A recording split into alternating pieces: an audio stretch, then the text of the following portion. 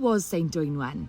The patron saint of lovers, whose legend remains one of Wales's most treasured stories to this day. She was one of the saintly daughters of Brychan Brycheiniog, the 5th century king of South Wales that Banau Brycheiniog is named after. But he forbade her from marrying Maelon, the man she loved. Dwynwen prayed for help, and an angel gave her a drink to make her forget him, but it turned him into ice. God granted Dwynwen's 3 requests. 1, that Maelon would be thawed. 2, that true lovers would have their dreams fulfilled. And 3, that she would never marry. She ran away and became a nun, and devoted the rest of her life to helping others find love and happiness.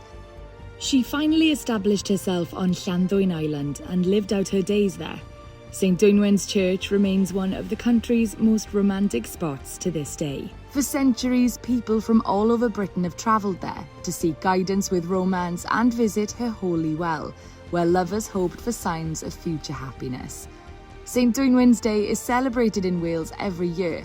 People exchange cards and gifts with loved ones, including the traditional Welsh love spoon. There are more romantic locations across Wales.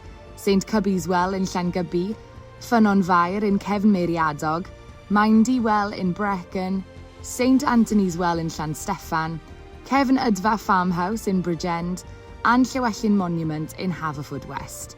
Visit some of these locations to celebrate St Dwynwen. Cadw, for us all to keep.